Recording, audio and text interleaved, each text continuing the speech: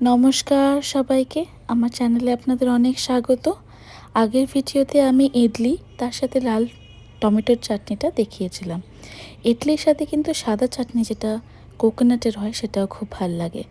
এই ভিডিওতে আমি সেটাই দেখাতে চলেছি। উপকরণ বিশেষ কিচ্ছু নয়, ছোলার ডাল, বিউলির ডাল, শুকনো লঙ্কা, কালো সর্ষে, কোকোনাট, আমি ডেসিকেটেড কোকোনাট নিয়েছি, নুন, কারি পাতা, লঙ্কা, আদা আর অনেকটা বাদাম। এই উপকরণ দিয়েই কিন্তু এই সুন্দর সাদা চাটনিটা হয়ে যাবে আর খেতে একদম দোকানের মতন লাগবে। প্রথমে কড়াইতে আমি ছোলার ডাল আর বিউলির ডালটা কিন্তু সাথে যে বাদামগুলোকে ভালো করে ভেজে নেব। বাদাম মানে কিন্তু পিনাটস, সেটাকে ভালো করে শুকনো খোলায় একদম রোস্ট করে নেব।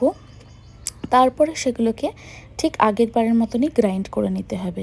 তার আগে আমি আদা, কাঁচা লঙ্কা, কারি পাতা দিয়ে বেশ ভালো করে একটা পেস্ট বানিয়ে নেব, যেরকম চাটনিতে আমাদের লাগে। এই পেস্টটা করে নিয়ে তার মধ্যে কিন্তু আমরা কোকোনাটের ডেসিকেটেড কোকোনাটটা দেবো। ফ্রেশ কোকোনাট ইউজ হলে কিন্তু বেশি ভালো হয়। তাই যদি আপনাদের কাছে ফ্রেশ কোকোনাট না থাকে, ডেসিকেটেড কোকোনাট ইউজ করতে পারেন। সেক্ষেত্রে কিন্তু জল বা যদি কোকোনাট মিল্ক হয় সেটা আরও ভালো হয়। আর আপনারা চাইলে কিন্তু তড়কা কোকোনাট অয়েলেও লাগাতে পারেন। তো সেটা পরের কথা, আগে ডেসিকেটেড কোকোনাটগুলোকে ভালো করে ব্লেন্ড করে নেব।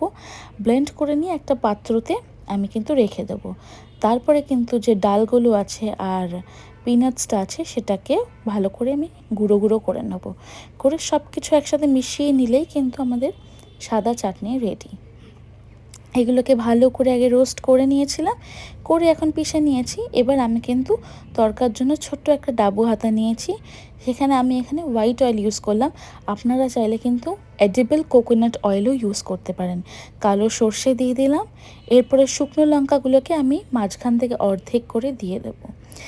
আমি কিন্তু তরকাতে ছোলার ডাল আর বিউলির ডালও ব্যবহার করছি, কারণ সেটা দোকানে কিন্তু করে থাকে, আর সাথে কারি পাতা। যখন এগুলো একদম তরকার জন্য রেডি হয়ে যাবে, ভালো করে একটা সাউন্ড, যেটা ক্ল্যাকরিং সাউন্ড যেটা আসে সেটা হবে। সেটা হওয়ার পরে কিন্তু আমরা কোকোনাটের মিশ্রণটাতে এটা ঢেলে দেব। ঢেলে ভালো করে মিক্স করে নেব।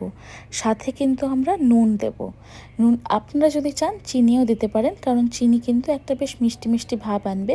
ডেসিকেটেড কোকোনাটগুলো অলরেডি অনেক মানে একটা সুইট ব্যাপার ছিল, মিষ্টি মিষ্টি ব্যাপার ছিল দেখে আমি ইউজ করিনি, কিন্তু আপনারা চাইলে দিতেই পারেন।